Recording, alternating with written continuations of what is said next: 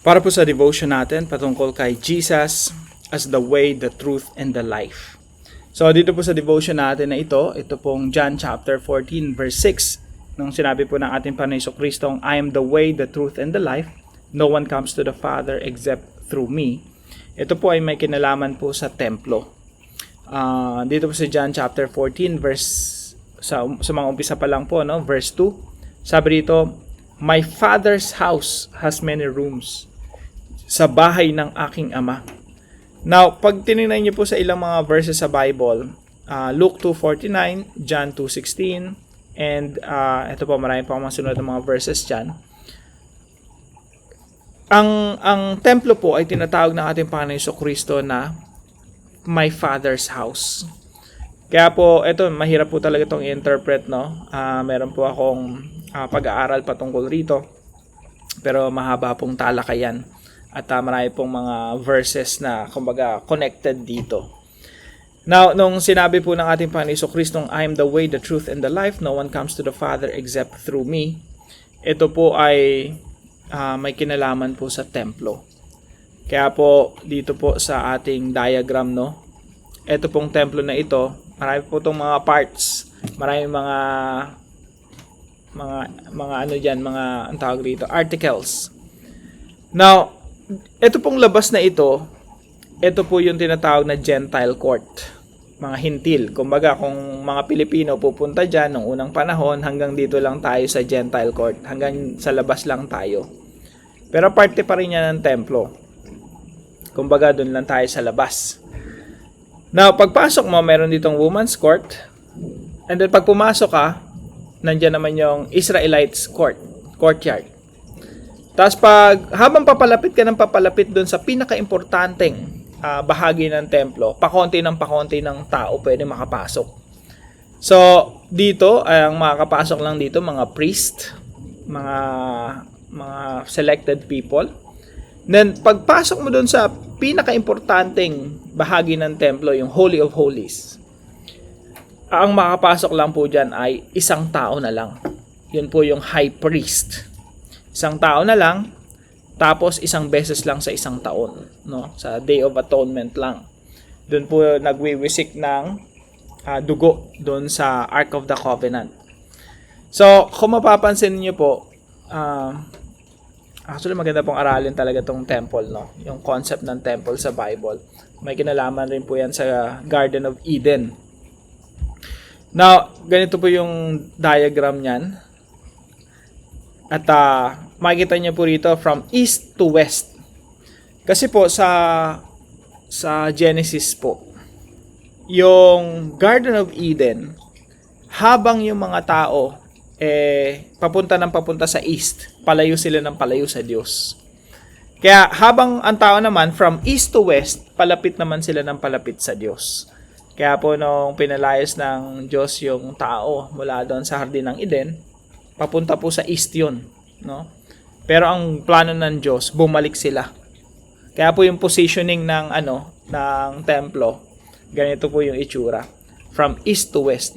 Mula sa pagiging makasalanan, papalapit sa Diyos, papunta dito sa holy place, tsaka sa most holy place. Yun na po yung Holy of Holies. Nandiyan na po yung eternal life. Lahat po ng ito patungkol po ito kay Jesus Christ. Kaya po kung isipin natin, lahat tayo galing sa east. Habang pag dumaan tayo kay Kristo, makakarating tayo doon sa presensya ng Diyos.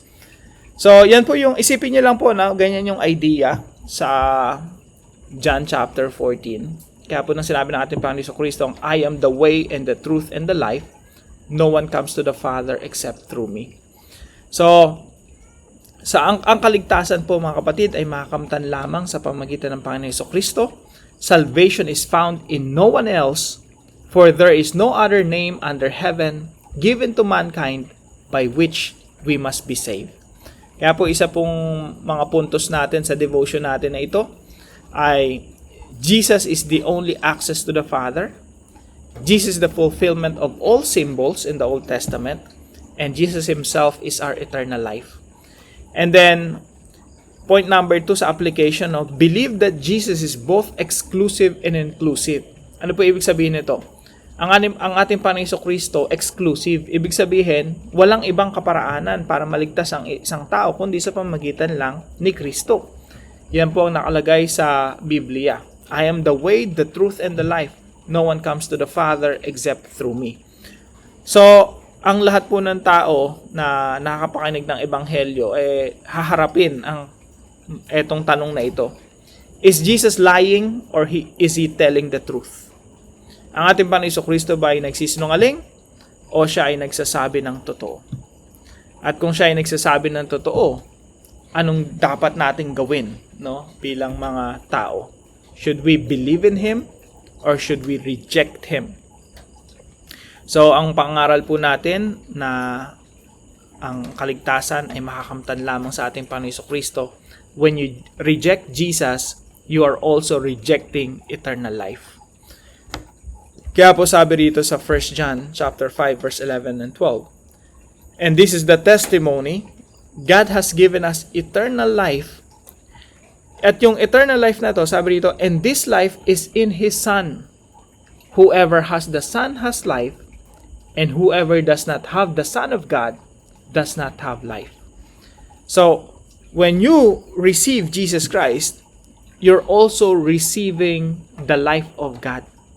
But if you reject Jesus Christ, you're also rejecting the life of God, eternal life. Kaya po dito sa verse natin, sa John chapter 14 verse 6, sabi niya, I am the way.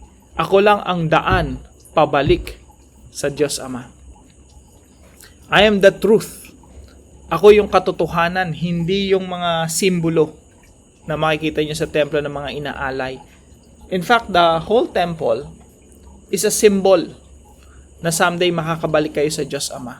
But not through the literal temple, but through Jesus Christ, the true temple. And sabi niya rito, He is the life. At dito po sa templo na ito, yung life po matatagpuan doon sa Holy of Holies, the life of God, eternal life. Sabi ni Jesus Christ, if you have me, you have eternal life. I am the way, the truth, and the life. No one comes to the Father except through me. Kaya mga kapatid, nararapat lang na ipangaral natin ang Ebanghelyo ng ating Panginoon Kristo sapagkat walang ibang kaparaanan para maligtas ang isang tao. At ipangaral natin si Kristo bilang daan, ang katotohanan at ang buhay. Magandang araw po sa bawat isa sa inyo. I hope may natutunan po kayo sa devotion natin ito. Kung hindi nyo pa po napanood yung devotion natin, panoorin nyo po. At ito pong video na ito ay supplement, kumbaga pandagdag kaalaman doon sa mga devotions natin. Magandang araw po sa bawat isa sa inyo. See you po tomorrow 5 a.m. dito sa ating daily devotions.